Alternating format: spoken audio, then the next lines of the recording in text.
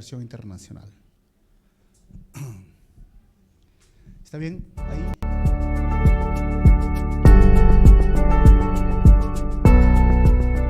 Las correcciones. Bienvenidos a la Iglesia Calvary Chapel Arequipa. Hoy vamos a estudiar 2 de Samuel, el capítulo 7. Pero para poder continuar con el estudio, quería animarlos a poner su celular en modo de silencio el tiempo que dure la enseñanza.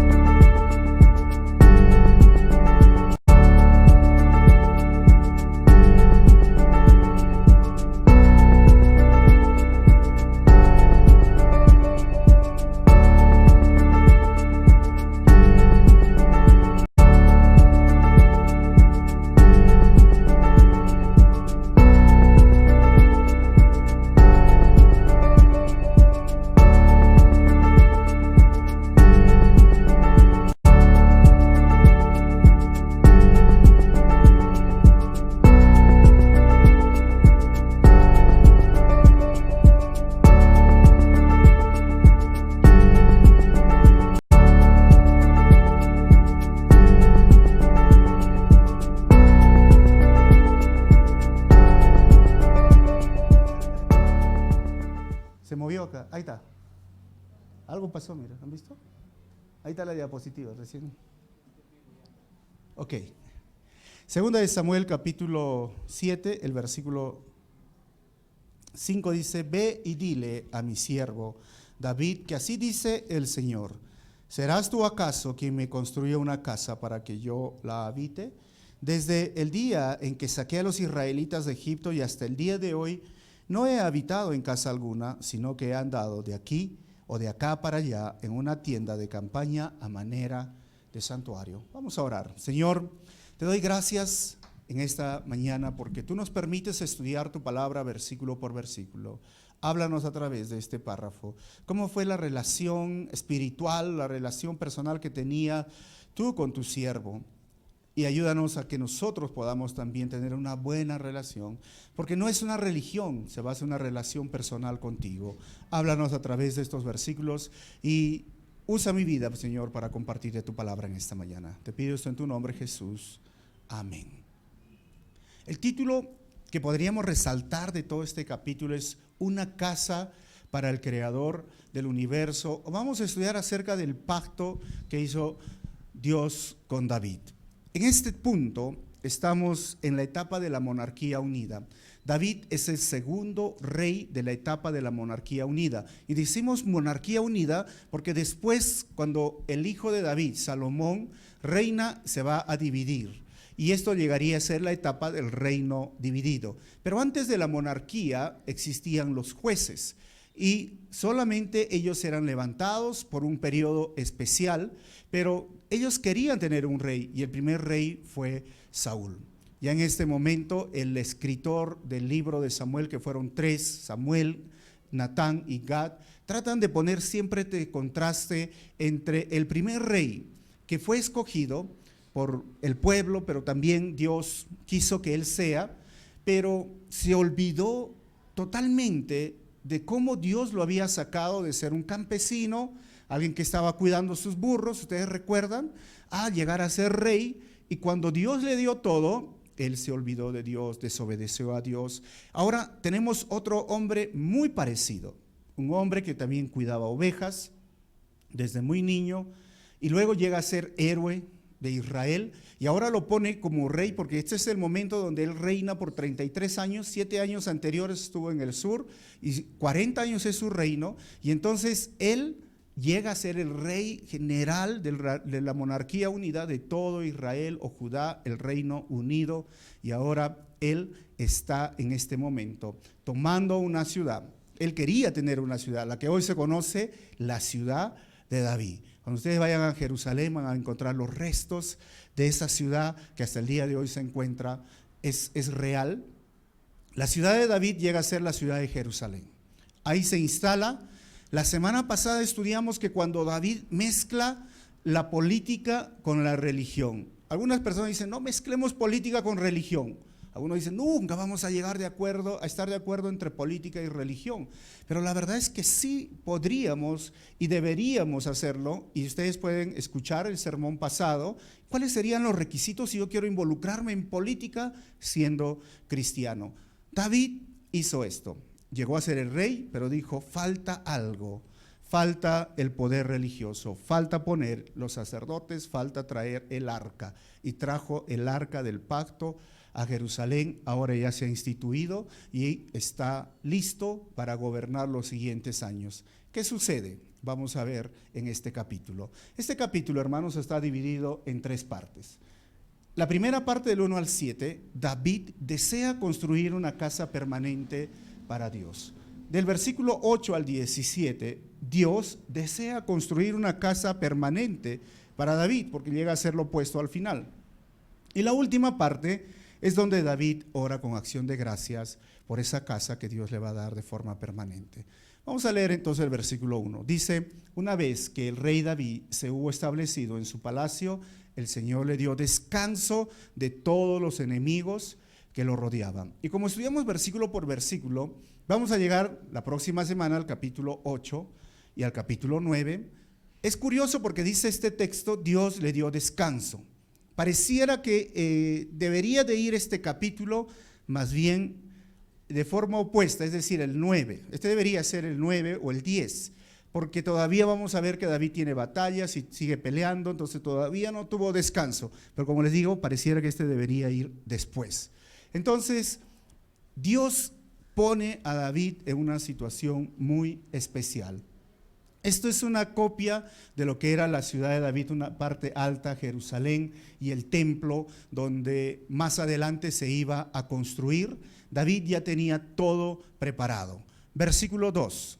Entonces el rey le dijo al profeta Natán: como puedes ver, yo habito en un palacio de cedro, mientras que el arca de Dios se encuentra bajo el toldo de una tienda de campaña. Esto es el arca del pacto, el tabernáculo, la tienda de campaña, que Dios le ordenó a Moisés que lo levante y de forma específica. Pero David dice: yo estoy viviendo en una casa, oye, profeta, estoy viviendo en una casa espectacular. ¿Saben por qué? Porque el cedro, que venía de este árbol de cedro del Líbano, era una madera carísima.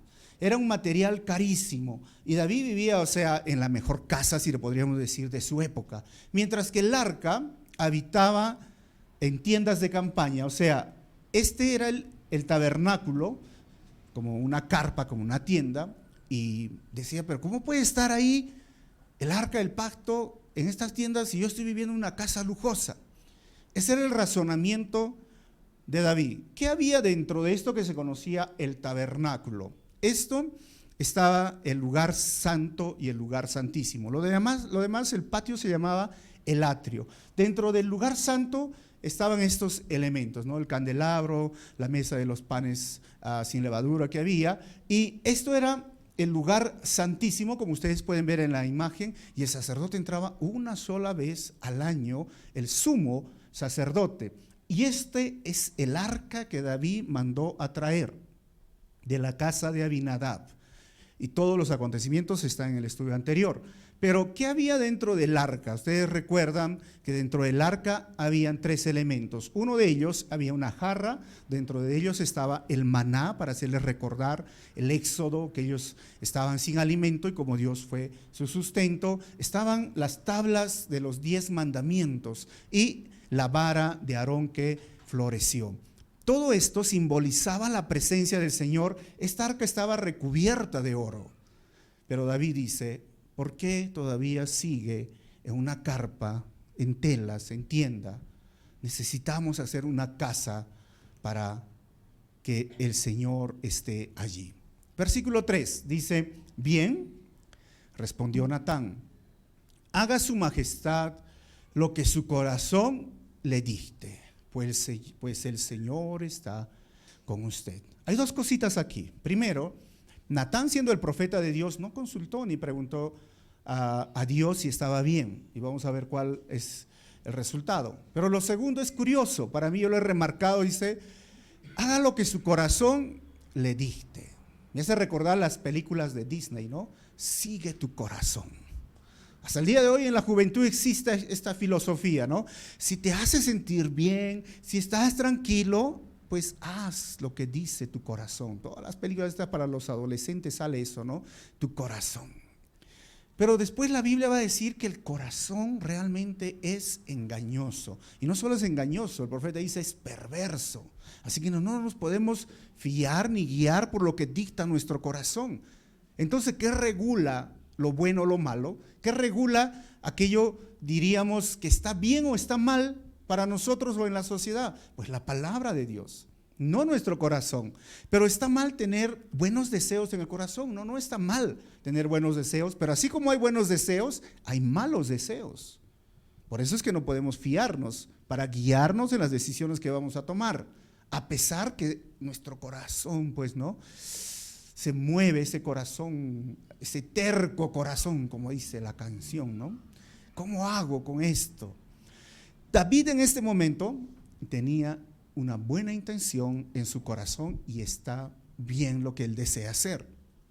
El Señor Jesús en el Nuevo Testamento nos va a decir algo: de la abundancia del corazón habla la boca.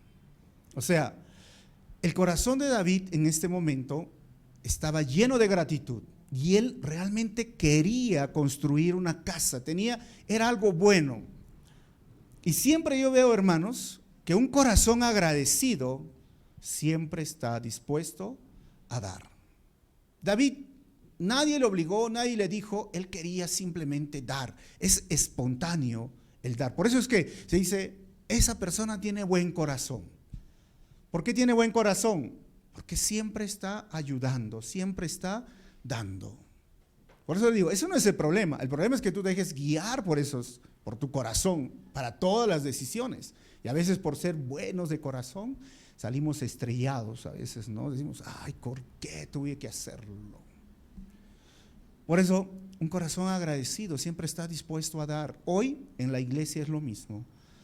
¿Qué podemos darle al Señor? Miren, hoy tu tiempo puede ser algo precioso o apreciado por otras personas, pero está bien, debemos de darle esto al Señor porque se necesita tiempo para hacer la obra del Señor. Los dones, tus dones pueden y deben de ser usados en la iglesia, y esto está bien dar con un corazón agradecido. Y aún de las finanzas, nuestras finanzas también significa lo que yo me he esforzado, he trabajado, he hecho varias cosas, pero siempre un corazón agradecido está dispuesto a dar. Y ojo, ustedes saben que aquí en la iglesia no tenemos manipulación de que si no das vas a ser maldito y te vas a ir al infierno a chicharronearte, a quemarte. No tenemos esto, hermano. No, tampoco tenemos el dar para que, ¿sabes qué? Da 20 y Dios te va a dar 2,000 soles. Tampoco apelamos a la ambición. Simplemente es un deber y una responsabilidad de un cristiano, pero más que todo debe de ser de un corazón agradecido. David va a narrar por qué estaba agradecido, porque él era, entre comillas, un don nadie y ahora es el rey. Él era menospreciado, aún por su familia, por su papá y sus hermanos, pero Dios lo escogió a él. Hoy podríamos decir lo mismo, hermanos. Nosotros no somos el pueblo escogido, Israel, nosotros somos gentiles, pero Dios nos eligió, Dios nos llamó y nos llama hoy nación santa y nos llama hoy pueblo elegido. O sea, yo soy escogido, tú eres elegido, tú no eres alguien que mira ahí de casualidad cayó y soy cristiano, no, soy elegido. Efesios va a decir esto, antes que estuvieses, hermano, en el vientre de tu mamá o antes que el mundo se fundara, el Señor ya te conoció y el Señor te llamó. Hoy somos llamados también reyes y sacerdotes. O sea, nos ha dado tanto Dios. Y nosotros lo único que le hemos entregado es nuestro pecado, nuestra maldad. Él vino a este mundo, sufrió, pagó la deuda que estaba siendo opuesta. Él pagó en la cruz por nosotros. Y hoy tenemos la salvación de forma gratuita. Entonces, ¿cómo no estar agradecido por la salvación? ¿Cómo no estar agradecido por la vida o por mi familia? ¿Cómo no estar agradecido por el trabajo, por tantas cosas que Dios me da? Hermanos, un corazón agradecido siempre está dispuesto a dar. Pero mi pregunta en esta mañana, ¿tu corazón está agradecido a Dios? No te estoy hablando de religión, ¿no? Porque ahí por la religión podemos ahí escuchar tantas calamidades, no sé, barrabasadas, por ahí dicen, ¿no?, que han sucedido en nuestro país, con el hecho de la ambición de que si das 100 soles, Dios te va a dar 1,000 soles, o ven y ya tu tiempo. O sea, la verdad para mí simplemente es algo, agradecimiento. Si algo puedo dar al Señor, lo doy con gratitud, y esta siempre va a ser nuestra norma. Jesús en Mateo 12:33 al 35 dice lo siguiente: si tienen un buen árbol, su fruto es bueno. Si tienen un mal árbol, su fruto es malo. El árbol se le reconoce ¿por qué? Por su fruto. Es igual, ¿no? Haces buenas cosas, tienes buen corazón, bueno, ahí están tus bondades y tus obras que todos dicen qué bueno. Pero el malo siempre produce algo malo. Sigue diciendo a los religiosos, camada de víboras, ¿cómo pueden ustedes que son malos decir algo bueno? De la abundancia del corazón habla la boca. El que es bueno, de la bondad que atesora en el corazón, saca el bien. El que es malo, de su maldad, saca el mal. Así que es esto, es tan sencillo. David deseaba hacer algo bueno y de la abundancia de su corazón, de su bondad, dice, vamos a construir una casa para el Señor. Pero, ¿qué sucedió ahora? Versículo 4. Pero aquella misma noche, la palabra del Señor vino a Natán y le dijo, ve y dile a mi siervo David, versículo 5, que así dice el Señor, ¿serás tú acaso quien me construye una casa para que yo la habite? Miren, Dios no quería que él lo construya. Él sí quería una casa, pero no quería que David, vamos a ver por qué más adelante. Versículo 6, desde el día en que saqué a los israelitas de Egipto y hasta el día de hoy, no he habitado en casa alguna, sino que he andado de acá para allá en una tienda de campaña a manera de santuario, que ya lo hemos visto. Dios siempre dijo esto, yo no he habitado en casa alguna. Y el hecho de querer construir una casa, bueno, vamos a ver más adelante las razones, pero hoy, ¿será que Dios habita en una casa, en un templo? Llega el mismo principio, Dios no habita en casa o en templos hechos por manos humanas. Dios está en todo lugar. Pero él decía, bueno, vamos a ver más adelante qué sucedió. Versículo 7. Todo el tiempo que anduve con los israelitas, cuando mandé a sus gobernantes que pastorearan a mi pueblo Israel, ¿acaso le reclamé a alguno de ellos el no haberme construido una casa de cedro? O sea, claramente Dios le dice, yo nunca he pedido una casa. En otras palabras, le está diciendo, ¿por qué me quieres construir una casa? Tampoco te he reclamado una casa. ¿Por qué me quieres construir una casa? Es interesante esto, ¿no? Cuando miramos este capítulo. David, hermanos, quería hacer para Dios más de lo que se le ordenó. Ese era su corazón agradecido. Por eso les digo, un corazón agradecido no solamente da con gratitud. Y es por esto que cuando tú tienes bondad en el corazón, das más todavía de lo que podrías dar. David tenía esto. Y este es un punto tan importante en la vida cristiana. Porque a veces es difícil encontrar o trabajar o servir con personas que solo quieren hacer lo mínimo. Y no estoy hablando que la salvación es por obras, pero hay muchos cristianos hoy que luchan con hacer lo mínimo para Dios de aquello que se le ordenó. Jesús en un momento agarra y habla del siervo inútil. Siervo inútil. Y es curioso porque de broma, a veces cuando me inscribo en una conferencia, a veces de pastores o líderes, y ponen, ¿no? Ahora como todas las inscripciones son por el internet, ¿han visto? Suscríbase, y pone cargo. Yo les pongo siervo inútil. Y un día me pusieron en mi afiche, siervo inútil. Yo estaba feliz, ¿no? ¿De dónde sale esa historia del siervo inútil? Miren, Jesús un día narraba esa historia. Dice, ¿quién de ustedes a su siervo, después de trabajar, ¿no? A su esclavo, en la chacra va el siervo a trabajar, llega a casa? ¿Acaso ustedes le dicen, siéntate a tu esclavo, ¿no? A tu siervo, siéntate, te voy a servir la comida, te voy a lavar los pies? Jesús dice, al contrario, le dices, oye, sírveme la comida, ¿no? Lávame los pies, porque esa era la cultura ya. Y Jesús dice, así deberían decir ustedes, siervo inútil soy cuando hago solo lo que se me ordena. Estamos aquí en la iglesia, o somos cristianos, porque Dios también nos ha dado labores. O sea, tenemos un privilegio que es la salvación, pero también tenemos derechos como hijos de Dios ahora, algo que nunca habíamos merecido. Somos llamados hijos de Dios, pero también tenemos deberes y responsabilidades. Hoy somos llamados a ser esa iglesia activa, esa iglesia para alcanzar el mundo, para predicar el evangelio, para ayudar al necesitado. Hoy estamos para cumplir la misión de Dios y debemos hacerlo, y hacerlo con gratitud, y hacer quizás aún más de lo que simplemente se nos ha ordenado, porque hay mandamientos claros en la Biblia. David tuvo este corazón. Por eso le digo, hay muchos hoy que luchan con hacer lo mínimo, lo mínimo.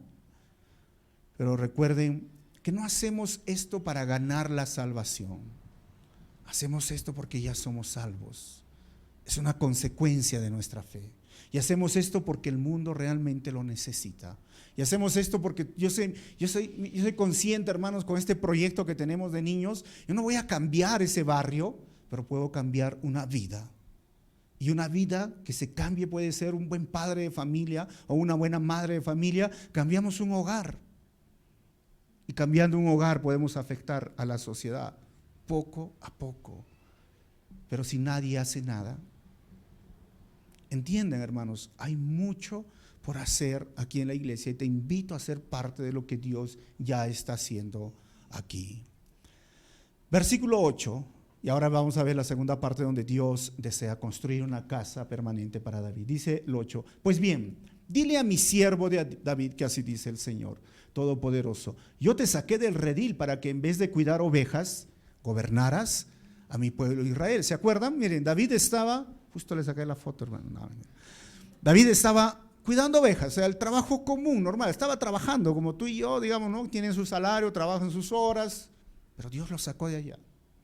Y le dijo, ahora vas a ser el gobernante de miles de israelitas. Iba a manejar todo un país. Era enorme lo que iba a hacer. Y Dios lo sacó y dijo, yo te saqué de ahí. Versículo 9, yo he estado contigo por donde quiera que has ido. ¿Y dónde fue David? David, conocen todo lo que hemos estudiado. Y por ti he aniquilado a todos tus enemigos y ahora voy a hacerte tan famoso como los más grandes de la tierra. Se dice que hay tres, digamos, metas que busca un ser humano, ¿no? Uno de ellos es ser famoso. ¿Será o no será? Todos quieren ser famosos, ¿no? Los youtubers, ahí están, por eso quieren ser famosos. El presidente, los políticos, algunos, y el otro es que quieren ser ricos, ¿no? Quieren ser ricos y quieren tener poder, pues, ¿no?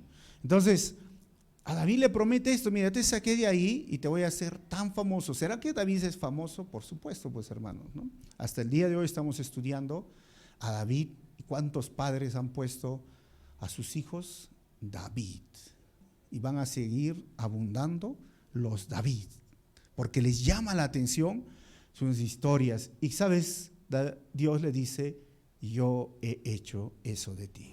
Yo he estado contigo, sea con el gigante Goliat, sea en las batallas, sea cuando estaba escapando, yo he estado ahí y yo he aniquilado a tus enemigos. Qué bonita promesa, hermanos, que le da Dios a David y le hace reconocer esto. Es igual para nuestra vida. Dios siempre ha estado con nosotros. Quizás por ahí tú te salvaste de algunos peligros o problemas. Dios ha estado cuidándote. Dios ha estado siempre protegiéndote. ¿Y sabes por qué lo ha estado haciendo? Porque sus planes son mejores de lo que tú tienes pensado. Porque Dios quiere seguir usando tu vida. Por eso Dios te sigue cuidando. Versículo 10 dice, también voy a designar un lugar para mi pueblo Israel, y era Jerusalén, y allí los plantaré para que puedan vivir sin sobresaltos. Sus malvados enemigos no volverán a humillarlos como lo han hecho desde el principio, desde el día en que nombré gobernante sobre mi pueblo Israel. Y a ti te daré descanso de todos tus enemigos, pero ahora el Señor te hace saber que será Él quien te construya una casa. Es curioso, ¿no? ¿Tú me quieres construir una casa? Mira, yo te voy a construir una casa. Pero ¿de qué casa estás hablando, Señor? Vamos a ver de qué casa está hablando Dios. Ahora vamos a ver el versículo 12 al 17. Dios detalla su promesa de una casa para David. Cuando tu vida llegue a su fin y vayas a descansar entre los antepasados, yo pondré en el trono a uno de tus propios descendientes y afirmaré su reino. Será él quien construya una casa en mi honor y yo afirmaré su trono para siempre. ¿De quién estaba hablando ahí? De Salomón, su hijo Salomón. Y después de ahí vamos a poner tu reino, miren, una casa que tú ni te imaginas cómo va a llegar. Pero dice que el templo de Salomón, hermanos, esta es una imagen de lo que era el templo. Tú entrabas ahora, miren, era ahora construcción noble, pero todo lo recubrió de oro. Todas las paredes eran de oro. O sea, tú entrabas, era como, yo no sé, yo me imagino, ¿no, hermanos? Que vaya, o que esto todo esté lleno de oro. Pues, hermanos, no dura ni una semana acá, ¿no? Entran los ladrones, pero bueno, ese tiempo todo estaba recubierto de oro. Lo hizo espectacular. Pero David tenía los planes, o los planos también, ¿no? O sea, no solo los planes, sino los planos. David había dicho, mira, yo voy a construir, tengo la idea, acá está. Así vamos a hacer esto, pero Dios le dijo, tú no lo vas a hacer. Lo va a hacer tu hijo. En este momento, Dios no le explica por qué. Pero más adelante le va a explicar el por qué no quería que construya una casa. En 1 Crónicas 28:3, cuando dice David, cuando Dios me dijo, tú no me construirás ningún templo, le dice, porque eres hombre de guerra y has derramado sangre. Entonces Dios quería que su hijo, por esta razón, sí le construyera una casa. Está bien lo que piensas, está bien tus planes, está bien, pero sabes, hay otro que lo va a hacer. Es curioso y es interesante esto, ¿no? Miren, en este momento David obedeció sin preguntar del por qué Dios no quería que él construya una casa o templo para Abel. ¿Qué nos enseña esto? Muchas veces buscamos varias razones de Dios, varias razones sobre la soberanía de Dios en lugar de obedecer. Esto es triste porque hoy hombres buscan y buscan y buscan razones. Cuando yo enseño a jóvenes a veces siempre me preguntan, ¿no? ¿Y usted cree en los extraterrestres? Y si hay un extraterrestre afuera, ¿Jesús murió también por el extraterrestre? Y le preguntan, y hacen cosas como, si me traes a Dios acá, yo voy a creer. O sea, le buscan razones. ¿Y por qué? ¿Por qué existe tanto el sufrimiento? ¿Han escuchado esta pregunta? ¿Por qué hay tanto sufrimiento? Y es curioso que quienes preguntan sobre el sufrimiento son los que no sufren, ¿sabían? Y los que sufren nunca preguntan por qué hay tanto sufrimiento. A veces están ahí en el sufrimiento, están felices. Es curioso, es interesante, ¿no? Pero digo, a veces le buscan razones y razones y razones. Esto vendría a ser el tema de dudas versus la incredulidad. Podemos tener dudas acerca de algunos temas. Hay temas polémicos, doctrinales, sí, dudas, pero el no creer es otra cosa. Y el único pecado que te va a llevar al final a la condenación eterna es la incredulidad. No creer que Jesús es suficiente para tu salvación. Porque no se trata de ser buena persona, hermanos. Hay personas que dicen, no, pero todos al final son buena persona, adoran a Dios y todos se van al cielo. No se trata de eso. Si se tratara de ser buena persona, pues no necesitaríamos a Cristo. Y al contrario, el infierno va a estar lleno de buenas personas y de buenos religiosos. Se trata de creer o no creer. Podemos tener dudas, pero lo mejor es obedecer en base a lo revelado por Dios, que hay suficiente evidencia y suficientes pruebas para creer aquello que el Señor nos ha dicho. Así que no caigamos en ese juego de muchos, ¿no? Y si por ahí hay amigos que están cayendo en ese juego, dile, no, hermano, es suficiente, tenemos lo suficiente. El Evangelio de Juan termina diciendo, Jesús hizo muchas cosas, y las cuales no están escritas acá, ¿por qué? Porque las que se escribieron son suficientes para que tú creas que Jesús es tu Señor y Salvador, que Él vino a este mundo a morir por tus pecados. Y haciendo esto, tengas la vida eterna. Lo demás hay detalles. Y yo personalmente, si me dicen de los extraterrestres, le digo, no existe, no hay. Pregunten a la NASA, entren a la NASA, no hay vida extraterrestre. Si alguien por ahí está pensando en los extraterrestres, ¿no? Versículo 14, dice a su hijo, ¿no? Yo seré su padre y él será mi hijo. Así que cuando haga lo malo, lo castigaré con varas y azotes, como lo haría un padre. Amén, papás. Voy a decir, no. Pero es bíblico las varas y los azotes, ¿ah? Así pónganlo ahí, bíblico, vara, azote.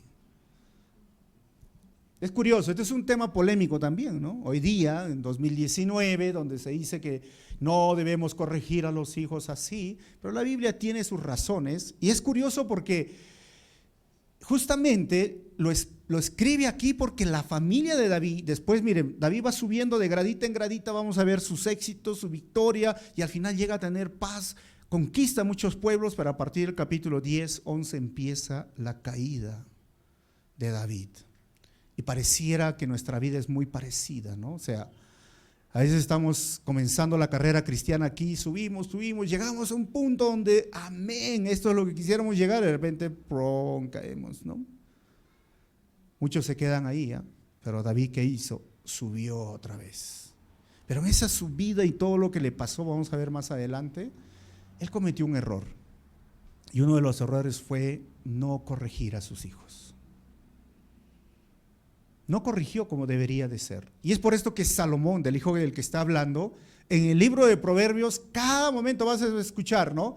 Corrige al muchacho con la vara para que lo libre su alma del Seol. El muchacho consentido avergonzará a su madre. ¿Por qué? Porque al final uno de los hijos de David termina abusando sexualmente a su hermanastra. Y el hermano de la señorita abusada va y en venganza lo mata al hijo. Y el otro hijo se rebela, o sea, todo un caos esa familia, por no disciplinar en el momento. Ojo, esto no es un tema que vamos a tratar, pero la Biblia dice cuándo, el cómo y a quiénes se debe de usar la vara y el azote. No estoy diciendo que lo uses, solo digo el cuándo, a quién, no a todos, y el cuándo, hay momentos, que eso un día lo vamos a tratar en una escuela de padres, ¿ok? Versículo 15. Sin embargo, no le negaré mi amor. ¿Cómo se le negué a quién? A Saúl, a quien abandoné para abrirte paso. 16. Tu casa y tu reino durarán para siempre delante de mí, tu trono quedará establecido para siempre. O sea, le dice, tú me quieres construir una casa, y tengo que construir una casa, pero esa casa va a ser para siempre, un reino para siempre. ¿A qué se estaba refiriendo el Señor? Miren, después del reino dividido, se queda la parte de Judá, Benjamín, y llega a ser el reino del sur. 4 siglos duró esa dinastía, hasta que fueron llevados a Babilonia. Pero ahí no quedó, el linaje siguió hasta la reencarnación de Jesús, y vamos a ver cómo se cumplió. Jeremías 23, 5 al 6, 3 versículos, ¿no? Miren, vienen días, afirma el Señor, en que la simiente de David hará surgir un vástago justo. Él reinará con sabiduría en el país y practicará ¿qué? El derecho y la justicia. Muy interesante esos dos términos que usa siempre, ¿no? En esos días Judá será salvada, Israel morará seguro, y este es el nombre que se le dará: el Señor es nuestra salvación. ¿Y saben qué significa el Señor es nuestra salvación? El nombre que es Jesús, el Salvador. Isaías 9, 6, 7. Porque nos ha nacido un niño, se nos ha concedido un hijo, la soberanía reposará sobre su nombre y se le dará estos nombres: Consejero admirable, Dios fuerte, Padre eterno, Príncipe de paz. Se extenderá su soberanía y su paz y no tendrá fin. Gobernará sobre el trono de David y sobre su reino, para establecerlo y sostenerlo con justicia y rectitud desde ahora y para siempre. Esto lo llevará a cabo el celo del Señor Todopoderoso. El Señor está anunciando, miren, va a venir, va a pasar, a pesar que hay esos 400 años que se llama de silencio entre el último libro del Antiguo Testamento y el primero del Nuevo, ahora en Lucas, cuando empieza el Nuevo Testamento, llega el cumplimiento. Dice, quedarás encinta y darás a luz un hijo y le pondrás por nombre el Salvador, Jesús. Él será un gran hombre y lo llamarán Hijo del Altísimo. Dios, el Señor, le dará el trono ¿de quién? De su padre David, y reinará sobre el pueblo de Jacob para siempre, y su reinado no tendrá fin. Entonces, ¿cómo era la casa? ¿Cuál era el reino que le mira? Para siempre significaba tu hijo, tu nieto, tu bisnieto, y ¿sabes qué? De ti va a venir ¿quién? El Salvador.